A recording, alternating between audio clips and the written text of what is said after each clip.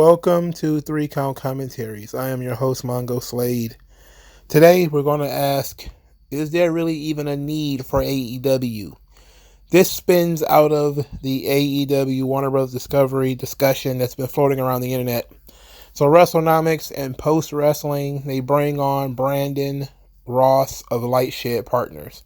Lightshed Partners was one of the analytical agencies that frequents WWE's quarterly earnings calls back in the days of Vince McMahon. He was always there needling the company about their sponsorships or needling them about TV rights deals or needling them about attendance or various revenue streams, or even implying several times that they should sell the company, all that sort of stuff. So that typically got him on the radar of wrestling fans. And so Brandon Thurston and John Pollock, they do WrestleNomics, and they occasionally bring him on to talk about the business of pro wrestling. And they brought him on to talk about the Warner Bros. Discovery deal with AEW. And the fans of WrestleNomics and AEW really did not like what he had to say. And I want to go through it now because I think that there's, of course, a little bit of mischaracterization of what Brandon Ross is stating. So I want to get his entire comment in context, and let's see if it's actually better in context.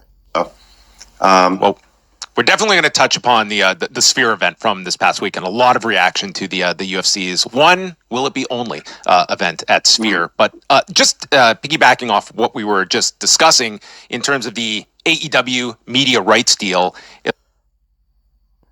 Okay, I just had to pause for the calls. Looks as though they are right on the precipice of a renewal with Warner Bros. Discovery, potentially bringing in a broadcast partner in this next round of rights. How would you assess the lay of the land for AEW, especially as it relates to WBD and their strategy in the next 3 to 4 years? Yeah, so obviously WBD's reeling a little bit from the loss of the NBA, and they've needed to amalgamate a bunch of different sports rights or sports entertainment in this case in order to secure the affiliate deals that they have with all the different MVPDs. And you saw that they just completed one with Charter last week.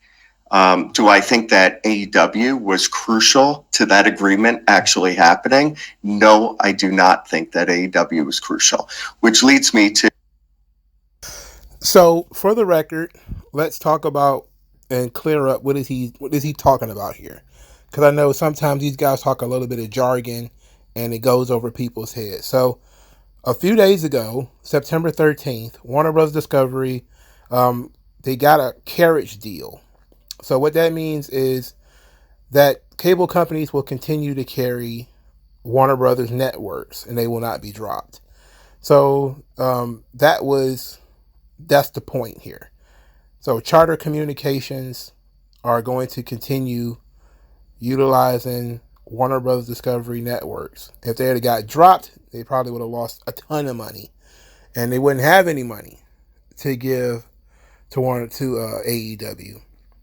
So just to give you, again, a little bit more digging into this, this is from Deadline. It says, the streak was reversed in dramatic fashion Thursday, however, as the company, that'd be Warner Bros. Discovery, announced an early carriage renewal with Charter Communications, the largest pay TV operator in the U.S. The deal, which resolves one of the several pending renewals for Warner Bros. Discovery, will see its streaming flagship Max integrated into most of Charter's Spectrum cable and broadcast systems. Unlike a similar deal between Charter and Disney, a year ago, no Warner Bros. Discovery networks were left without carriage. So that's what he's talking about. He's talking about, are these channels going to remain in the same amount of homes? These deals come up every once in a while, just like every other contract. And Warner Bros. Discovery just renewed that. And it was going to be a question about whether that was actually going to happen due to the fact that they were going to lose the NBA. So there was a fear that if they lost the NBA, these cable companies will be like, what do we need these, TBS for? You guys don't have the NBA anymore, and just dump it. But they decided to keep it. So just to make sure everybody is on the same level, that's what's going on here. That's what he was talking about. Now let's go to the next point. Which leads me to my second point, which is the $170 million a year that's been bandied about. Seems like it's probably a little bit too high for what Zaslav is willing to pay, given the relative importance of AEW likely to his affiliate rights. Okay, so that's part two. So he's saying, okay, $170 million. When you take into account the monies that Warner Brothers Discovery is going to get from the charter fees, etc., maybe $170 million is for one product might be a little high. And it sounds high to me, but then again, I don't work in this industry. I don't know what the market is. So if he's saying that it's high, he knows a little bit more about TV than I do. He's not exactly a TV executive, but he knows a little bit more than I do. Are you saying that you don't believe that number is accurate, or that they are paying it, it'll be too high? You think it'll come in lower? Yeah, I would be. I mean, this is personally, I don't have any, inside baseball on this one. It doesn't seem like something that at this point, Zaz, knowing where they are with their debt load, their need to increase free cash flow, and at the exact same time get their affiliate deals done, I don't see that he's going to be willing to pay a huge price for this particular asset, given where the viewership is at now, and also given the point that while it's engaging, it's not actually sports. Okay, so gotta go in chunks. All right, so he's saying that when you look at AEW not actually being sports, is it worth the kind of money that you would pay for sports? And he also took a little bit of a dig there by saying the popularity isn't what it once was. So it's going to be a harder sell when the ratings are slipping and you're strapped for cash. Now, that 170 million, that's basically what everybody's using as a benchmark, but it absolutely is possible that it will come in lower.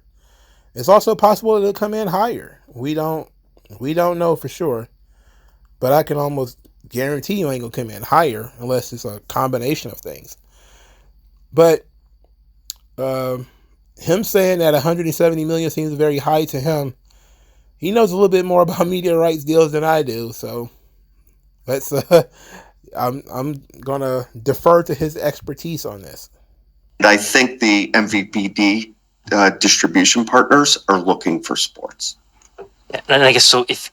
I agree that AEW is probably not driving very much in carriage value. So, what's the value then that you're getting out of AEW if you push away carriage value? Is just ad revenue and I guess some marketing, whatever you can promote while AEW is on the television.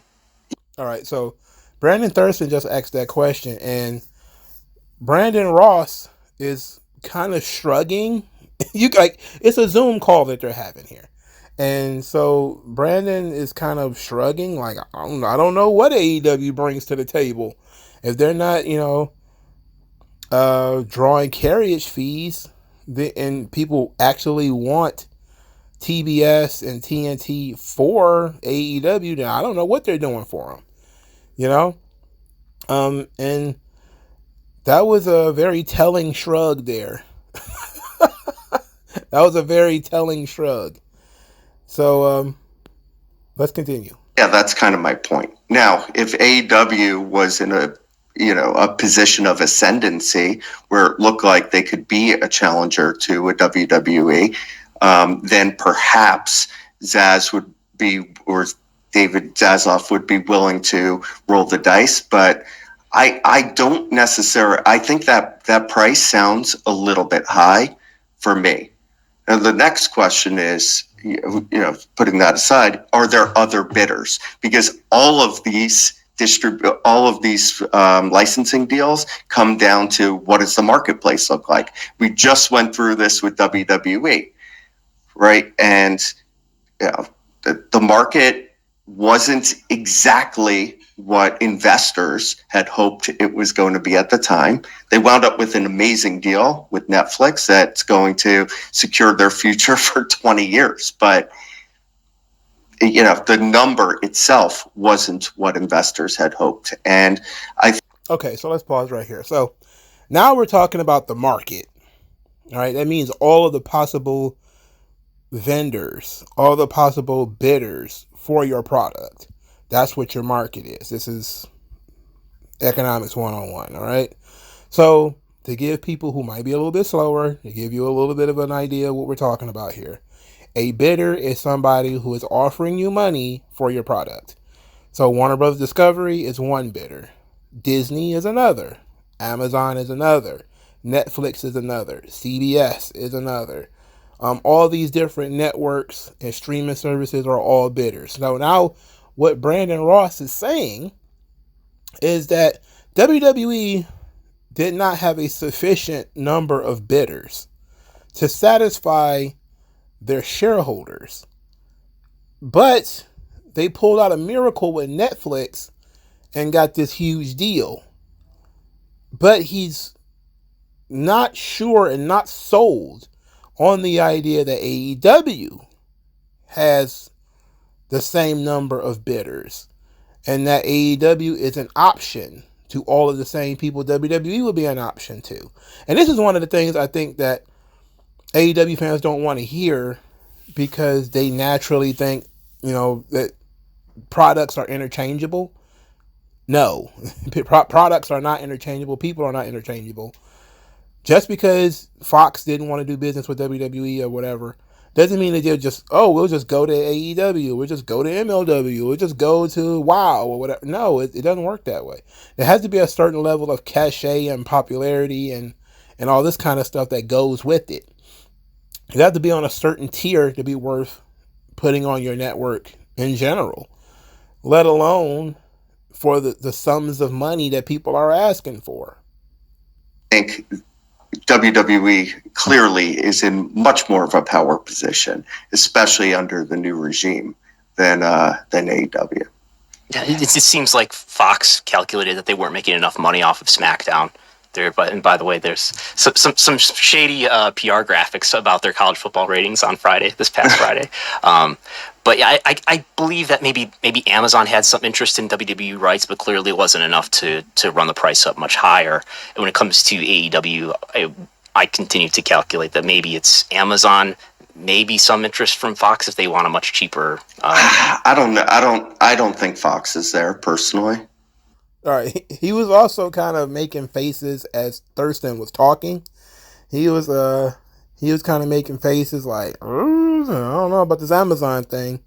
And Fox, I think Fox is off the table too. But it's almost as if, again, Thurston is being optimistic and saying, well, these people exist. It's like, well, yeah, they exist, but are they in a wrestling space really? Are they interested? And if they're interested in wrestling, how interested?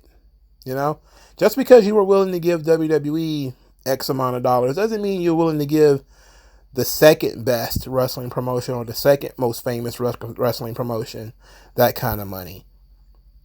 Or even anything in the ballpark of what AEW is looking for, because they're not just looking for, we need a house to put our kids in. They're saying, we want X amount of dollars. We want to be able to reach a certain level of prosperity. It's not just, hey, we'll do okay with a tent. It's not OVW we're talking about here, where they'll just be happy if you throw them on anywhere, even if for 30 minutes. This is AEW's trying to be a serious company.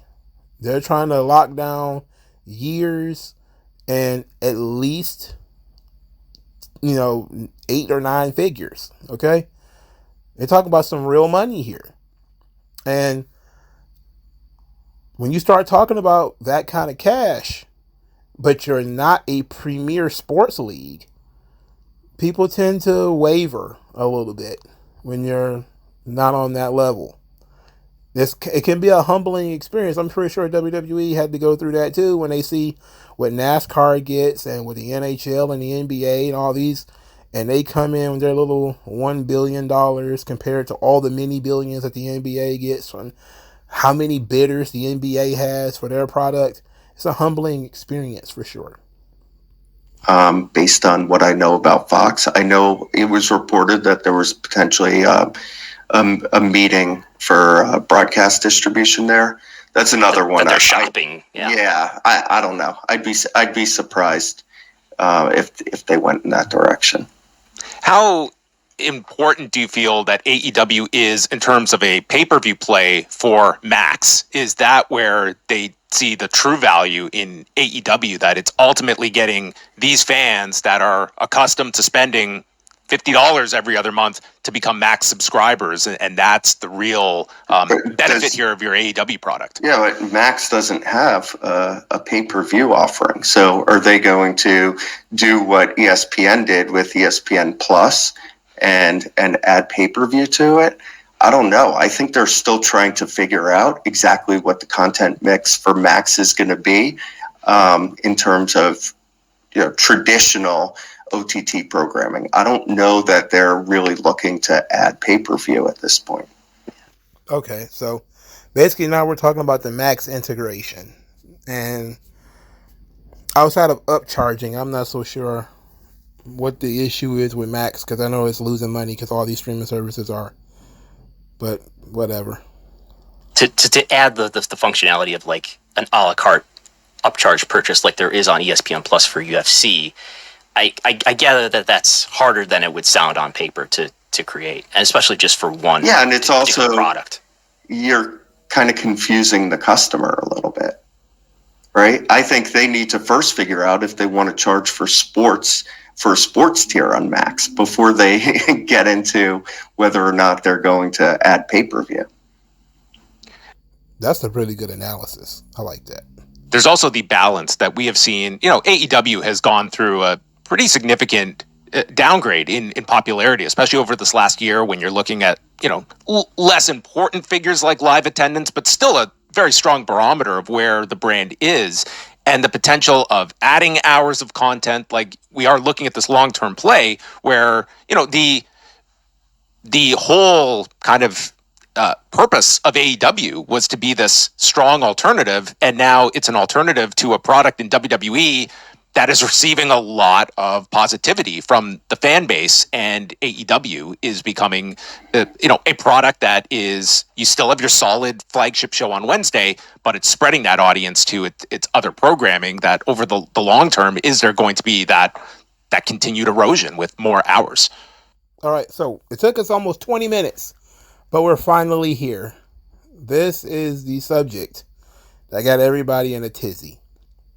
Okay, so John Pollock asked a very basic question, or made a basic statement. AEW was created because people were sick and tired of WWE. Now people love WWE. AEW has taken a significant downgrade in popularity. How is that going to affect the media rights? That would be the question, right? How is that going to affect negotiations? And I think this is where we're going to get the controversial answer. And I'm glad I did the first couple of minutes because now it seems to make more sense. Yeah, I think the point you're trying to make is at the time AEW was launched, WWE was in a completely different place under the Vince regime. And since Paul's taken over creative, things look a lot different. And I don't know that the need is really there as much for an alternative, or at least not enough of a need that you're going to see AEW become really ascendant. All right, so there it is. I'm not sure there's a need for an alternative. Now, a lot of people got real tight-assed about this. But after listening to what he was saying and considering what he said throughout this entire thing, it's not about that AEW shouldn't exist. That's not what he's saying. He's not saying that AEW shouldn't exist. He's saying that from the perspective of fans and the perspective of investors, how important is AEW really now? Now, to give you a good example of what he's trying to say here, is let's say you've got $100 billion, let's say. You're just a random independent billionaire. And you decide you're going to wake up one day, I'm going to start the World Basketball Association. And everybody's going to be like, what? I'm going to start the World Basketball Association. And I'm going to compete with the NBA. And then everybody's going to look at you and say, why would you do that? We already have an NBA. And people will say, well, more jobs and better players and all this stuff. And it's good for business. And everybody's going to be like, well, yeah, I guess that's fine. But nobody has a problem with the NBA. Like the NBA is great. Now, if the NBA sucked, people will probably be like, okay, well, let's take a look at that. And this was the problem with XFL, right? This was the problem with the USFL and arena football. You launch a league while everybody is happy with the NFL, and it just comes across as being second rate, and people do not invest in it the exact same way. You think, well, football fans like football. They will watch any kind of football game. That's not true. The XFL has proven that that's not true. The USFL has proven that that's not true. Arena football has proven that that's not true. Canadian football has proven that it's not true. Some people will. There's going to be some level of crossover. But ultimately, if people are okay with whatever the market leader is, they don't really need your secondary companies, your secondary idea. This is why these things never catch on. Because you have to be filling or serving something in the market. And AEW does. But that's a very niche audience. The guys, the graybeards who love Ring of Honor from the mid-2000s, and they get to weep at Danielson becoming world champion and, ooh, he might be wrestling Nigel McGuinness. That doesn't mean anything to the average person. It doesn't mean anything to an investor. These are not names that they would know. These are not people or storylines or huge ideas that they would know. It's not a huge production with families and all this kind of stuff. Again, it's just full of graybeards. And this is not me taking a shot at AEW. It's just a fact. Who knows who Nigel McGuinness is outside of the graybeards who were in Philadelphia cheering for him versus Danielson when it was happening 20 years ago,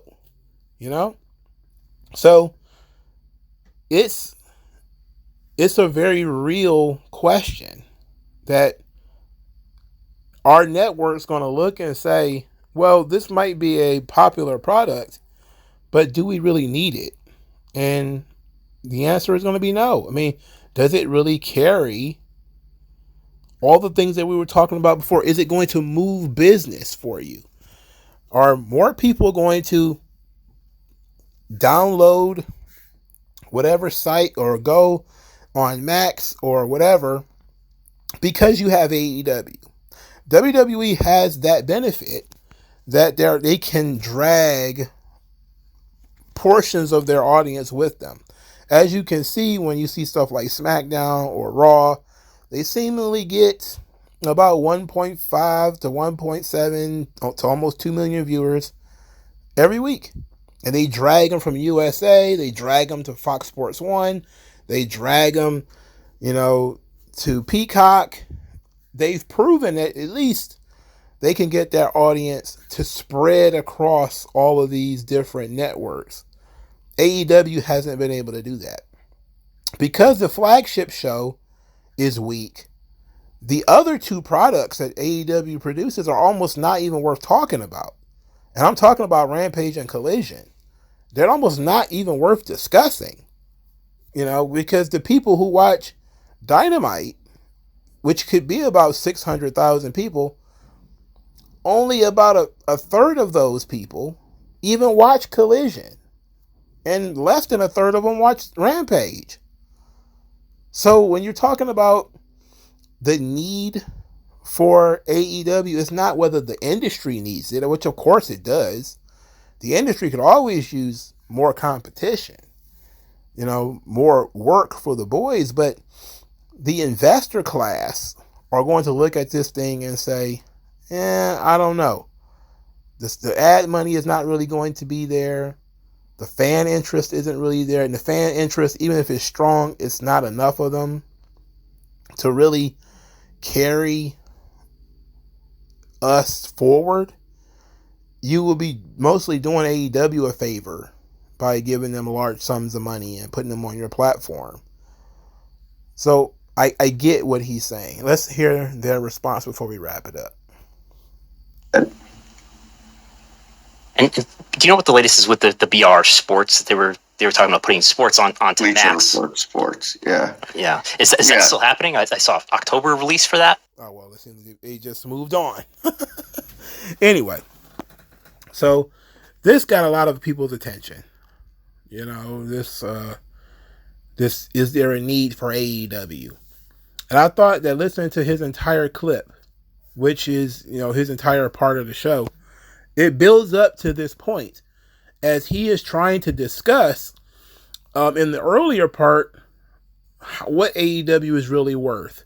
He's telling you it doesn't drive carriage fees because not having AEW did not have the same effect as possibly not having the NBA. And since Warner Brothers wants their networks on cable, these cable systems, they absolutely care about carriage fees, but AEW doesn't draw carriage fees. There's no movement there. The ratings are on the downslide. So you have a popularity issue. And, even though it does number 1, number 2 in the ratings, there is questions about, the ability to monetize it. This will be the third point, monetize it via ad revenue. And then fourth, of course, is the tie-in with Max. What can they do to Max? Can they boost Max in any way? So before we even get to the point of him saying that there's no need for AEW, he's telling you all the weaknesses in the business model or the weaknesses in their negotiation. Like AEW cannot claim that they have a large audience that follows them from to and fro. They don't have that. They can't say that. They can't say that they're the market leader. They can't say that. They can't even really say people are happy with the product. I mean, the niche audience is almost always happy with the product. So what are you basing your negotiations on if you're AEW to Warner Brothers? How are you pitching your product to them? Because they have eyeballs. They can see that, okay, Dynamite is slipped in importance, but even worse than this, Collision has fallen off of a cliff and Rampage is a corpse. Your arenas are empty. How are we going to make any money off this thing? What are you going to bring in value to us that we would give you $170 million? And this is crazy because I did my review of this idea of $170 million, and I still really I'm not invested in the idea. It is what it is. But I did that before I knew this clip existed. But it sounded like it was a lot to me too. $170 million, that's over twice what we thought they were getting. It's a great deal if AEW can get it. But a lot of people who got upset about him saying that AEW, what's the need for it? It's like he's talking about in the market. In the market, is there a need for it? in the market? Is there a hunger for a more wrestling product? And he's saying there wasn't really a lot of bidders for WWE. So there's going to be even fewer for AEW. So, no. There really isn't a need for another wrestling company in the market. That's pretty much what he's saying. He's not saying that AEW shouldn't exist. Just that AEW is going to have an uphill battle selling itself to bidders as something they should invest in. And I think you have to look beyond a lot of this other stuff. You can't take this clip out of context. It's in the context of the entire conversation as they're discussing the various elements of this negotiation. No one does it better.